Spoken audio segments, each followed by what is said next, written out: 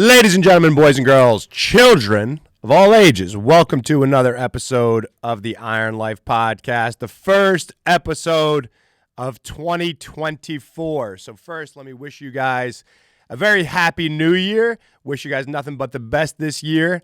And that's the goal of today's show, right, is to help you guys hit your goals in 2024, since most people do not. They just set their goals, they set these New Year's resolutions, and they never actually achieve them. So that's going to be the focus of today's show.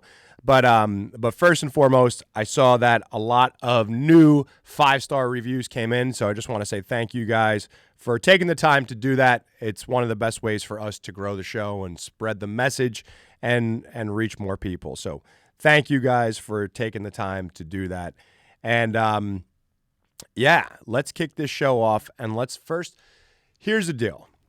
As you already know, you don't need me to tell you this, but as you already know, most people set goals for the new year because it's like, hey, the year's coming to an end, New Year's beginning, it's a clean slate. It's time to set a New Year's resolution and fix all the shit that I've done wrong. And I'm going to say first and foremost that I think that that's great. I love setting goals for the new year. I love taking a look at the year that's passed and realizing, what I could be doing better. Looking at my goals from last year, what goals did I hit? What goals did I not hit? Why didn't I hit them? And what are some things that I like to do that I'm not doing enough of? What are some things that I'm doing that I hate doing, and I'm doing too much of that, and I got to stop doing that? And I really like to create a very clear plan for the new year. And I think that for those of you who set goals for this new year, I think that it's fucking great. But what I don't want is for you to be like every other motherfucker on the planet who sets a goal for the new year and does absolutely nothing with it.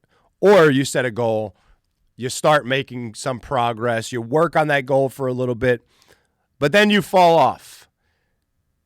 We don't want that to happen for you guys. I don't want that to happen for you guys. So I want to make sure that we set you up for success. So what I want to take a look at, I want you guys to write these down as I'm going through them here. But these are your steps to increasing your chances of success and actually achieving your goal this year. And I think there's 1, 2, 3. I'm going to give you guys 7 of them. So here's your 7 rules for achieving your goals in 2024. And these are things that most people don't do, which is what's going to separate you from the pack. So here we go. The first thing that I want you to do is when you're setting a goal, set a very clear and specific goal. And I'm going to use fitness and business as the 2 examples. Of course, these could be applied to anything, but a lot of you guys, if you're listening to this show, more than likely you either are trying to achieve a fitness goal or you're trying to achieve a business goal. You're trying to grow your gym business, your fitness business, or whatever business. Doesn't matter. All right? This could be applied to anything. So first, we're going to set a very clear and specific goal. And let's use fitness as a quick example. So for fitness, what's the big goal that a lot of people have? I want to lose weight, right? My goal is to lose weight this year. Okay, how much weight? By when? What's our deadline? Right? The goal of losing weight is very vague. It's not exciting. It's boring. So the odds of you actually achieving that are very low. But if you were to flip that and make it clear, I will lose 20 pounds of body fat. That's clear and measurable, right? Because we actually know how we're measuring our progress on this goal. I will lose 20 pounds of body fat by March 15th of 2024. Now, the goal is clear, it's specific, it's measurable, and I have a deadline. So now I'm going to work with a sense of urgency to actually achieve that goal, right? So if you just say I'm going to lose weight, all right, you might lose weight in what? In a month, in 3 months, in a year. Like how much? Like we don't know those answers, and we need to know them if you're actually going to be successful. So let's get clear. Let's get specific. If your goal is based on growing your business, all right, well, what does success look like for you? What is the specific goal that you are looking to achieve? We like to call these outcome goals, right? So when you set your outcome goal, which is the very specific thing based on numbers or whatever data that you're using to measure, that's our outcome goal. But then there's process goals that go along with that, right? Or processes that must happen in order to achieve that big outcome goal. So for example, if we have that clear and specific outcome goal of losing 20 pounds, all right, what are some process goals that must happen? Get to the gym 3 days per week. Prep my meals. Cut out sugar. Get to bed by 10 p.m. Like those are some process goals that you might set for yourself in order to achieve that outcome goal. So it gives you a little bit more of a breakdown on the plan on how you're going to achieve that goal. So hopefully that makes sense. We have your clear and specific outcome goal, and then we have process goals that you must hit in order to achieve that big outcome. So with that being said, whatever your goal is, I want you to take some time right now, stop what you're doing right now, write out a clear and specific outcome goal. You could even press pause right now, shut me up for a second, and bullet point those process goals that must happen as well. All right, take a few minutes to do that.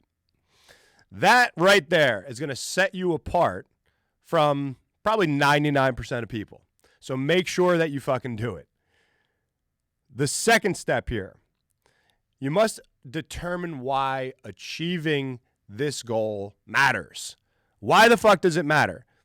We know we want to lose 20 pounds. We know when we want to lose it by, but what does it actually mean to achieve this goal? What is the meaning behind it? Why do you want to achieve it? Is it because it's going to give you confidence and create that confidence in your life that you're missing? The way you carry yourself, the way you speak.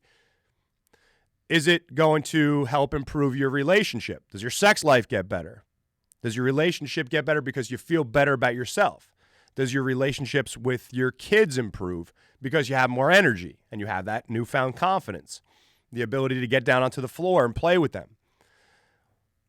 Does it eliminate the fear of dying because you're worried about your health right now? And by losing these 20 pounds, we get rid of that fear and that worry and that anxiety around your mortality. What does it do for you? That's what I need you guys to uncover, right? One exercise that I like to take people through is called the 5 whys. So basically, you write down your goal, you read your goal, and then you ask yourself, why does that matter? And the first answer that comes to your mind, it may be a word or a sentence, a couple words, you write it down. Then you read what you just wrote. You read that sentence. You read that word. And then you ask yourself, why is that important to me? Why is that meaningful? And then you write down the first thing that comes to mind. You do that 5 times. But on the 5th time, you're going to spend a little bit more time breaking down why it matters. Like, what does it actually mean to you? How does your life change? How does your life look different if you actually achieve that goal? Now, we're using fitness as an example, but it's the same thing with business. Sometimes we set these business goals and we don't know why we're working towards them. It's just because we think we want to hit these numbers or we think we want to, that's what it takes. But what does it actually do for you if you're going to hit that business goal? Okay, more money. All right, but what does more money do for you? Well, maybe more freedom, more time with your family. Okay, cool. Now that's making a little bit more sense. So it gives us that a little bit more of a sense of urgency to work towards that goal with a fire in our fucking eyes so we could achieve it, so we could create the freedom and time to spend with our families. All right, so you got to get clear on why. You got to get clear on why this fucking thing matters in the first place, or you might not dedicate the time that is required or the work that is required to actually achieve it. So spend some time on this, get clear on it. Again, pause this episode, grab that notebook right under your goals that you just set. Excuse me. Right under your goals. I don't know if you guys could hear it in my voice, but I got strangled the other day in jiu-jitsu. And my throat has just been super sore. And it's fucking up my voice a little bit. So hope I didn't fuck anything up too bad. I should be good. But anyway, I digress. Make sure you know why it matters. Pause this episode and spend some time dissecting your why and understand. And by the way, I know it's kind of cliche that sounds so cliche these days. So many people will say, like, you got to find your why, and it's kind of corny. I get that. But it is true to really dissect this stuff and understand what you're doing this for. It is important, okay? So forget about all the corny shit you hear on social media. Let's do this the right way, and just it helps you with your goal setting. We have the goal. That's the destination. That's the address that we're plugging into the GPS. And then we have the why, the purpose, which is kind of like the gas that you're putting in the car to get there, right? It's the fuel. So it's important to get clear on that. Now, the next one, number 3, this is going to be a big one. And I'll be honest. This one right here might be one of the biggest issues that people face when it comes to achieving a goal or just making any type of change in their lives in general. A lot of people you might be one of these people, but if you're not, maybe you know someone like this. They just can't seem to gain traction. They always say they're going to do this, they're going to do that, or they want to do this, or they want to change, they want to lose weight, they want to start that business, but they just can't move forward. It's like they're always in the same spot. They're just spinning their wheels, they're stuck in the mud, and they're not going anywhere. But this is a big reason why. In order to achieve your goal, you must become a master of your schedule. You must become a master of your time. See, there's a lot of people that are going to say that they don't have time to work out because of X, Y, Z, the kids, the work, the job, this and that, and the other thing. They don't have time. Now, you know that the time is there. And again, you've heard this a zillion times before. We all have the same 24 hours of the day. Okay, some people are busier than others. But is it important to you to actually achieve the goals that you set for yourself? If the answer is yes, then you must master your life, your day. Because if you could own your day, you're going to own your week. You own your week, you're going to own your month. You own your month, you're going to own your year. You own the years, and you're going to own your fucking life. Take ownership over your day, and it starts with mastering your schedule. So the best way to do this, okay, first and foremost, is to look at your goal, look at those process goals that need to happen, and then put those goals on your schedule. Put those process goals or the steps that must happen, put them on your schedule. So if you know the best time for you to train, if your goal is around fitness, is 6 p.m. on Monday, Wednesday, Friday, get your calendars out.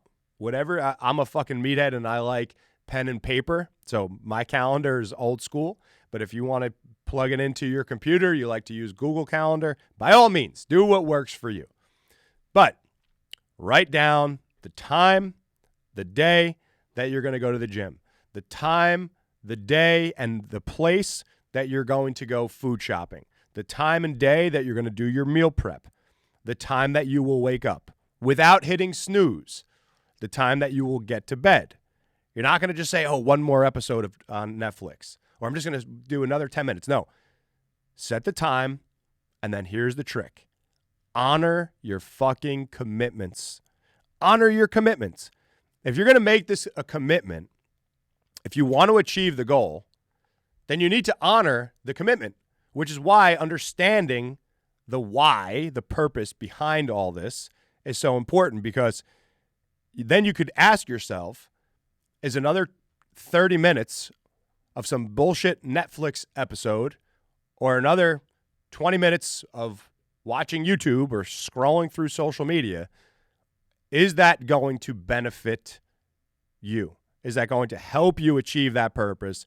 Is it going to help you achieve that goal? The answer is no, it's not. So honor the commitment.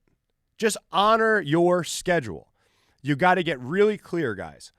Time blocking is one of the things that really changed my life. By the way, as I'm going through this stuff and I'm helping you guys kind of get clear on this, just understand that these are things that I really sucked at. Like, I wasn't good at this. I have developed these skills throughout the years because I started to apply these things as I've learned them from other mentors and people. I applied them to my life, and everything about my life changed, did a complete 180. And I share this with you guys so passionately because I know that they'll do the same for you if you allow them to, and you actually embrace these ideas.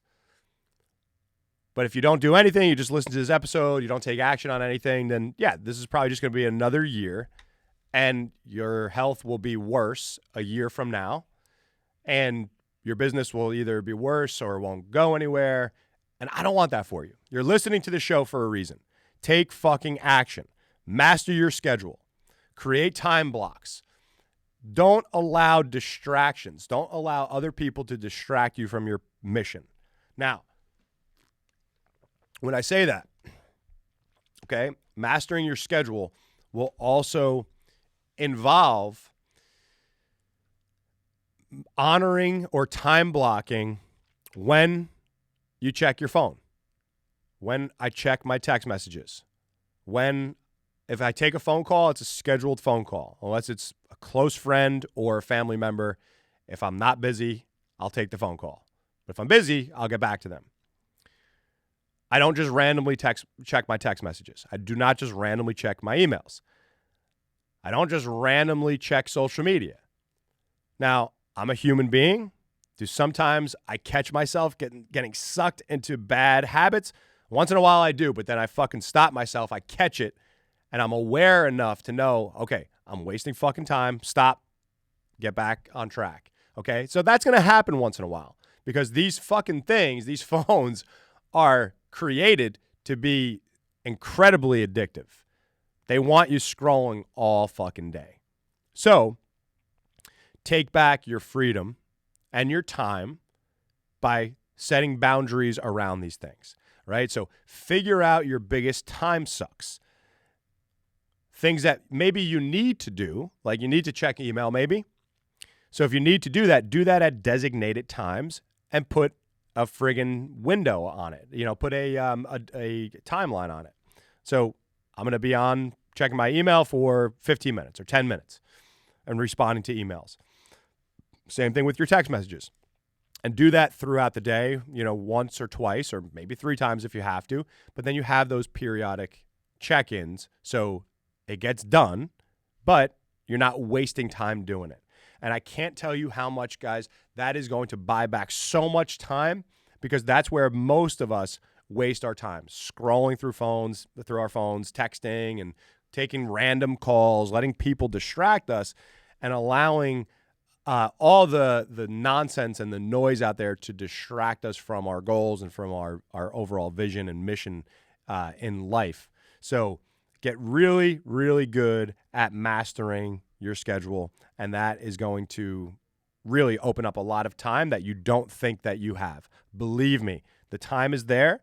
This is going to allow you to get more done, be more productive, and you actually feel like you have more time in the day when you start to do this. Believe me. So just do it. Spend the time block, honor the schedule. Next, number 4, keep the promises that you make to yourself. Now, this kind of goes back to honoring your commitments, right? But when you set a goal or when you make a promise to yourself, like I'm going to get to the gym at 6 p.m. or I'm going to be more present, or I'm going to start my business this year. These are promises that you're making to yourself. And one of the worst ways to develop confidence is by breaking those promises. Every time you break a promise, you are negatively impacting your confidence.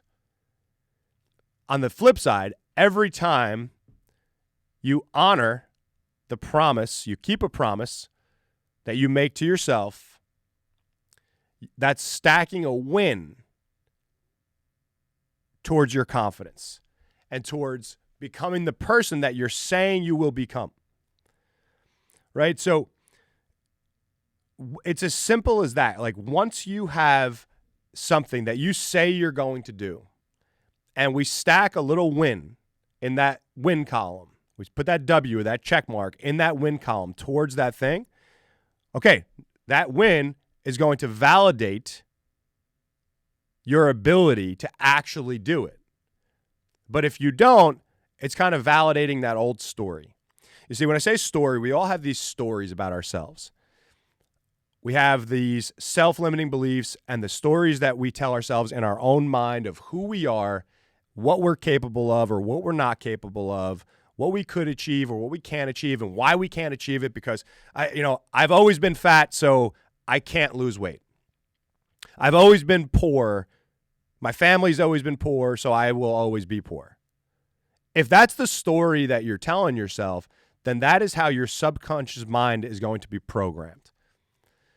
In order to break that story, you need to stack wins. You need to start working towards and gaining that belief, gaining that confidence, win after win, day after day, and you only do that by keeping the promises that you made to yourself. If you say that and it starts small. If you say you're not going to hit snooze, and you hit snooze in the morning, guess what? You're already taking a step backwards. So a small win. Don't fucking hit snooze. The alarm goes off, stand up. Get up. Get the fuck up. Period. You say you're going to take a cold shower because it's hard to do? Do it. Just fucking do it. Don't turn the water to hot. You have to just do it. Keep those promises, guys. And every time you do, you're going to be building that confidence. You're going to be understanding more about yourselves. You're going to understand when you want to quit. You're going to start to understand how you think a little bit better because you're not always giving in to those vices. And as you do that, as you move forward, as you check those boxes, when 2025 hits, you'll be a different fucking human being. You'll be a different person as long as you keep the promises that you make to yourself. All right, so brings me to the next point. So, number 5 here. If you're going to achieve any goal, if you're going to level up in life, if you're going to get better, you need to remove toxic people and toxic things like the news, scrolling through social media, and maybe even being friends with toxic people on social media. Get them out of your life. Get all negative shit out of your life. Take full control over your circle. All right? So that goes for the TV channels that you watch. It goes for the people that you follow on social media. It goes for the people that are around you. And by the way, your coworkers, your old friends, your family, these people are who I'm talking about.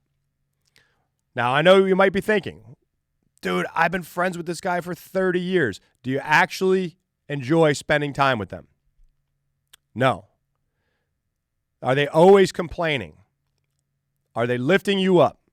Or are they constantly shitting on your dreams and telling you why you shouldn't do something or why you can't? And they're just negative. And they're always pulling you down with them. Well, who gives a fuck how long you've been friends with that guy? You're going to want to get them out of your life. Now, I understand if you have a long-running relationship with this person, Maybe you don't want to tell them go fuck themselves, but could you stop answering their phone calls? Shoot them a text. Hey, dude, busy, working on some stuff. Talk to you later. If they ask you to go out, maybe you say no. You're not obligated to go out with that person because they've been a longtime friend. And maybe you give them the reason of, hey, I'm working towards something right now. I have to really focus on this, so I'm limiting my time. So you don't have to be a dick. You don't have to tell them I never want to see you again. Although that might just happen organically. But you need to start to remove these low-level thinkers, these toxic people. You need to get them out of your life. You can't be hanging out with them all the time. What if it's your mom? What if it's your dad? Good question.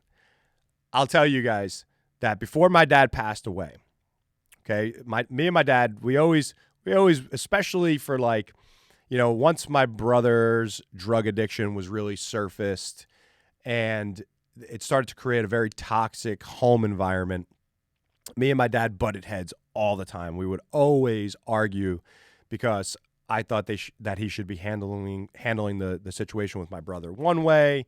He thought it should be handled another way, and we fought all the time, and things started to get really dark. But then around 2013, my dad started to fall down. He wasn't able to walk on his own. I took him to the hospital, and from that moment on, from 2013 until he died in 2020, he was bedridden. He was stuck in a bed. He wanted to do nothing to help himself. And, I hated seeing him like that.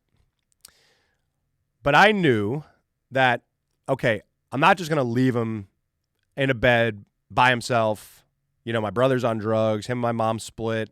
I wasn't just going to leave him by himself. I was going to be there for him with boundaries, of course, because he wasn't doing what he needed to do to help himself. So with that being said, I said to myself, look, he's my dad. I love him. He's bedridden. He lost control of his bowels. He's stuck there. He won't go outside. He won't let us put him in a wheelchair. I'm not just going to let the guy rot. But I know that if I go in there and I talk about my brother or my mom, my dad was really nuts, right? He would start cursing. As sick as he was, he still wanted to fight everybody. He was always motherfucking people. I'll kill him. I'll do this. My dad, you can't even fucking move. So he was still very toxic. But I started to create this boundary where I said, look, I'm not going to have these conversations about my brother or my mom or about anything negative. When I go and I see my dad, we're going to talk about the Giants. We're going to talk about the Yankees. We'll talk about, just kind of the silliness going on in the world. And that's it. We'll just kind of have our laughs. We'll talk about our old trips together, the good days. And honestly, and anytime the other shit came up, because it did come up once in a while, but he understood my boundaries. So when he would bring up my mom or my brother and he would start talking all that crazy shit, I'd say, Dad, listen, I love you. I got to go. I don't care if I was there for 5 minutes or if we were on the phone for a second. If that shit came up, I'd say, I can tell you the mood you're in. I love you. I got to go. And he would say, motherfucker. And I would just hang up or I would just leave. The next day, he would call me and he'd be fine. Like nothing ever happened. And so by doing that and creating that boundary, by limiting what I talk to my dad about, actually created the best fucking relationship that I ever had with my dad in my entire life. So I share that with you guys because maybe it's your mom or your dad or your brother or your sister or maybe even your wife or your husband, whoever the fuck it is. You need to create, if you're not willing to get them out of your life, and maybe some people you should get out, even if they're family, maybe you should get them out entirely. Even if they're not someone like that, then you got to create a boundary on your conversations because you can't allow them to impose their toxic bullshit or their own self-limiting beliefs onto you. because you've heard the old saying, you're the product of the 5 people that you spend the most time with, right? So if you're spending time with these low-level thinkers, if you're spending time with these toxic people, the negative-minded people, narrow-minded people, then you're going to fall right into that trap. You're going to allow them to impose their shit onto you and be the ankle chain or the ankle weight that's keeping you down. You got to break free of that. And the only way to do that is to get those people out of your life or create very strict boundaries and make them aware of it. And who cares if it hurts their feelings? Who cares if it pisses them off? I will bet that, yeah, they might get a little pissed from time to time, but who cares?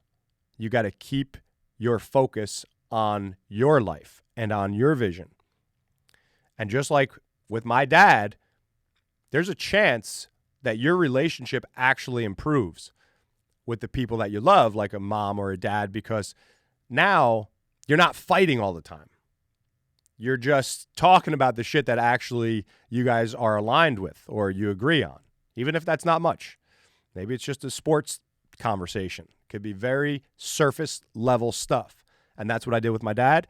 And I'm very grateful that I did that, because the last 7 years of his life, he passed away in November of 2020. And I look back and I say, you know what? These last 7 years, he was sick. He was in bed. But it was the best 7 years that I ever had with him. So I'm very grateful for that. And maybe that's something that will help you too. Now, on the flip side, not only do you need to get these negative, toxic people out of your life, but you got to get around bigger thinkers, guys. You got to get around the people that are leveling up, the people that are doing the things that you want to be doing, the people that inspire you, the people that are going to encourage you to do the things that you want to do. And they're not just yes men. They're not just because you got to be careful of those too, right? The super positive people that are just like, yeah, you should do that. Yeah, you should do that. Yeah, you should do that. Or yeah, you're great at everything. No, you need to get around the people that are going to be brutally fucking honest with you and tell you if you suck at something, be like, listen, dude, this is something that you suck at, but this is something that you're really good at. And I'm not telling you to put this down, but here's where I think you could get better at this thing. Here's how I think you could improve. That's somebody who's honest. That's somebody who's there to help you. Like when I think about coaching people, whether it be on fitness or on their businesses, I got to be honest with people. If I just tell them that they're so great and you just got to love yourself and it's okay to be insulin resistant and diabetic and sick, then am I doing my fucking job? No, like all those influencers that you see on Instagram that are telling you that you just have to love yourself and you just have to fucking, eat fucking Pop-Tarts whenever you want Pop-Tarts. Is that helping the fucking obesity epidemic? Come on, guys. You got to be honest with people. Like, no, listen, you are diabetic. If you keep going down this fucking road, you're probably going to die prematurely. Let's be honest with people. Oh, but my kid loves to eat fucking Cinnamon Toast Crunch for breakfast. Yeah, but I don't want to create eating habits that are going to lead him to being obese, diabetic, and sick when he turns 30. Right? I want to teach them how to be healthy. I want to teach my kids how to be strong. I want to teach anybody that I coach how to improve their health, how to get fit, how to get stronger, how to be mentally resilient, not just fucking weak and sick like the rest of the world, guys. You got to get around the people that are going to be honest with you and tell you the truth. Not just yes you to death and tell you that you're great at everything and everything is fucking sunshine and rainbows, because it's not. It's not. So get around the bigger thinkers. Get around the people that will support you. Don't ask a million people for their fucking opinions. Ask 1, 2, or 3 people that you really respect that will be honest with you. And that is going to be one of the biggest game changers for you when it comes to achieving your goals. All right? Fucking Pop-Tarts for breakfast. I can't stand these people. And did you see the thing where there's these like really overweight influencers. By the way, these processed food, you guys could look this up. If you ever came across like one of those really overweight influencers on Instagram telling you that like you don't need to look fit to be fit and all that crazy shit, you know that there was like first of all, the processed food companies are actually paying these people to put that message out there because they do oddly enough they have these huge followings, and these processed food companies are paying these people to actually put that message out there and then showing them like fucking downing milkshakes and bags of Oreos and stuff like that. They're getting paid to do that. And there was another thing where a bunch of them sadly just fucking died. Like all these people, they're in their 30s or their 20s, and they're really overweight and they're pushing this message, and a lot of them just died. So if you're listening to the show, I would assume you guys are educated enough to understand that that is a really bullshit message. But there are people that are fit and are like nutrition coaches, and they're putting that same fucking garbage message out there. Guys, they're talking about diet culture and how it's like this is the thing that is leading to disordered eating and all that stuff. And listen, some people have eating disorders. That's another topic. But it's also an eating disorder to fucking wake up and eat 100 grams of sugar for breakfast and drink fucking soda all day. And because every time they're doing that, there's this emotional trigger, there's a dopamine hit, and they're doing it because of these feel good in the moment, mouth pleasure, fucking these moments of instant gratification. That's what I was looking for. Versus, on the flip side, delaying gratification and being disciplined and developing discipline in your life so you could actually achieve the freedom from your health and the freedom from business and money and all these things that hold most people back.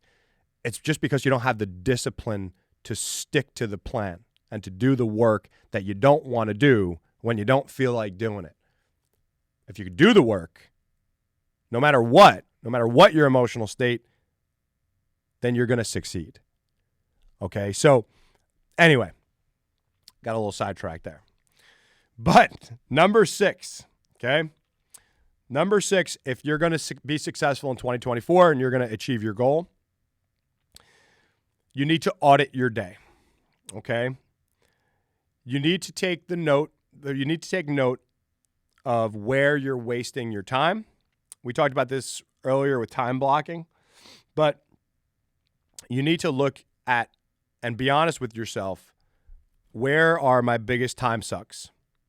Scrolling through social media, binge watching Netflix, watching YouTube, text messages, phone calls, emails, meetings that maybe don't serve a purpose, shit like that. There's a lot of these areas where we're wasting time, and we covered this already. But in order to become really aware of that, you need to take an audit and look at everything that you do. So this one, most people aren't willing to do this. If you are willing to do it, there's a good chance you're going to succeed this year. So take today or tomorrow, and every 30 to 60 minutes, you set an alarm on your phone. When that alarm goes off, just write down exactly what you're doing. It's a little annoying. That's why most people won't do it.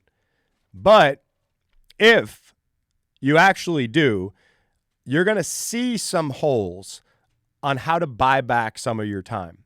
You're going to see, oh, fuck, I was scrolling again. Ah, shit, I was on Facebook again. Ah, shit, I checked ESPN. I checked the scores. Ah, shit, I was checking my fantasy fucking football team. All that shit is wasting your time. And if you say you don't have time to get to the gym or to start that new side hustle or whatever it is, then you got to really take a close look at what you're doing each day. And this is how you do that. Okay, so it's not just saying, I'm going to take a look at what I do. It's like, all right, here's how I do it. I need to do an audit. Set a timer on your phone. Every 30 to 60 minutes, that timer goes off. Stop. What am I doing? Also make note, okay, did I hit snooze this morning? So it starts from the moment you wake up. Then what time did I get to bed? Did I get to bed by 10 o'clock? Or did I say I was and now I'm fucking watching TV and I got to bed at 10:30? Be honest with yourself. I guarantee you're going to free up hours, not just an hour, but hours within your day if you do this. All right? So make sure you audit your day. The seventh one, maybe the most important on this list. But number 7, don't be a pussy. People are going to get mad at me. But here's the thing. The world is getting weaker. The world is getting more confused. The world is getting sick, especially in the U.S. Most people are giving in to their vices. We're overweight. Disease is at an all-time high. And it's because we're too weak. It's because we don't have discipline. It's because we're not willing to ruffle feathers. We're too concerned about the opinions of others. We're too concerned about hurting someone else's feelings. And as a result, we're fucked. As a society, we're fucked. Right now. Not like we're going to be fucked. We're kind of fucked right now. And if this is going to change, if you're going to change, because it starts with the individual. If you look at our society right now and you're complaining about it, and you're saying this is wrong with it, and the kids are weak, and this and that, well, what the fuck are you doing about it? Do you have some body fat to lose? Are you conditioned? Are you strong? Do you break promises to yourself? Are you leading by example? Are you the person that you are encouraging your kids to be? Will you be proud if your kids become you? Or are you just a whiny, complaining, overweight, weak little bitch? Because I'm telling you guys, if you're going to change, if you're going to inspire others, then you must take extreme ownership, as Jocko says, over everything in your life. Create discipline around, I'm not even saying around the things that you don't do. Create discipline, period. Create discipline in your life so you could harden up a bit. So you could achieve the things that you say you're going to achieve. You could be a better husband, a better father, a better leader, a better boss. You could be a better man, period, or a better woman, period, better mom, better wife. Just be better.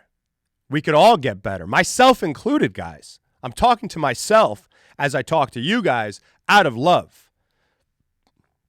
I'm talking to you guys out of love. So if you're getting mad at me, that's cool. But I want you to realize that it's coming from a place of me wanting to truly help you transform. Because I know what it's like to feel stuck. I know what it's like to be fat. I know what it's like to be weak, to be tired, to lack purpose, to be anxious, to be fearful. I know what it's like because I was once there. I was that person. But I was able to turn it all around. And I know that you can too. But it comes down to sticking to the plan. And the only way to stick to the plan is to not be a fucking pussy. To be strong and committed and to be disciplined. Not being a pussy means doing the work when you don't feel like it. Mike Tyson has a quote that says, and I'm going to fuck this up a little bit, but it's something like greatness. I think it's greatness is doing what you hate, but doing it like you love it. I screwed that up a little bit, but it's something like that. Or champions are made, whatever. But doing what you hate, but doing it like you love it. I love that quote because it's so true. Sometimes you go through a friggin' hard leg day, man, and you hate that shit, but you do it like you love it. You do it with passion. You do it with enthusiasm. You do it with energy. You do it anyway. You do it regardless of how you feel in the moment. Sometimes you get to the gym and you're like, man, I really don't feel like training today. I really don't feel like doing it. But you do it like you love it. And you never regret that. Sometimes you might be like, man, I didn't feel like going, but I just had the best fucking workout of my life. Do it. Do the work, even when you don't feel like it. And I guarantee you, you will become a different person in 2024. Guys, I really hope that these 7 steps or these 7 rules here, I hope that these resonated with you. And I hope that you see more clearly on how to achieve your goals this year. If you spend the time to do the things that we talked about today, I know that you're going to see more progress this year than you ever had in your lives. And believe me, I just want you to know that I got your back. If you need anything from me, feel free to hit me up on Instagram at Chris_Tutela. Make sure you're following me if you're not already. I'm always happy to help. And that's all I got for you guys today. I love and appreciate you. If you found this episode helpful, if you could just share it with somebody you know or share it to your stories on Facebook on Instagram. Share it on Facebook too. That's cool. But share it with somebody you know. That's how we get the word out. That's how we get that message out there and really help and impact more people. So hopefully you guys got a lot out of today's show. I will catch you next week on another episode of the Iron Life Podcast. Peace.